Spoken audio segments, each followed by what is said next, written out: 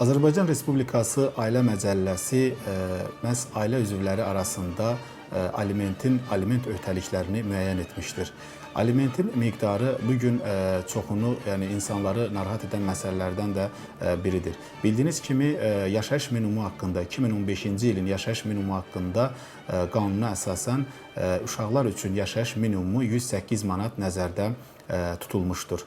Uşaqlar üçün alimentin müəyyən edilməsi zamanı çox vaxt iddialarda məhz 2015-ci ilin yaşayış minimumu haqqında qanunu əsas tutularaq məhz məhkəmələrdən mütləq 108 manatın müəyyən edilməsi bundan aşağı olmaz kimi fikirləri qeyd edirlər. Lakin qeyd etmək lazımdır ki, Ailə Məcəlləsinin 76-cı maddəsinə əsasən alimentin miqdarının müəyyən edilməsinin bəzi xüsusiyyətləri qeyd olunmuşdur.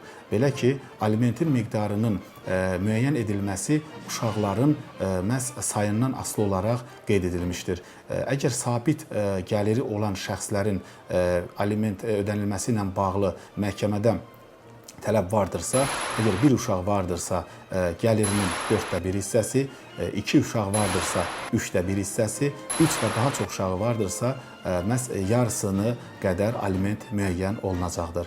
Eyni zamanda alimentin miqdarı Ailə Məcəlləsində qeyd olunduğu kimi, onların məhz diqqətə layiq bəzi halları, maddi və ailə vəziyyəti nəzərə alınaraq da 76-cı maddədə nəzərdə tutulduğundan az və yaxud daha çox aliment müəyyən oluna bilər. Bu da o deməkdir ki, alimentin miqdarının mütləq 108 manat olması kimi qeyd edilməsi düzgün deyildir. Lakin eyni zamanda sabit məbləğdə, yəni sabit gəliri olmayan şəxslər üçün də alimentin miqdarı məhz konkret olaraq sabit pul məbləğində tutulur ki, burada da əsas məsələlərdən biri onların maddi və ailə vəziyyəti, diqqətə layiq olan bir sıra məsələlər nəzərə alınır.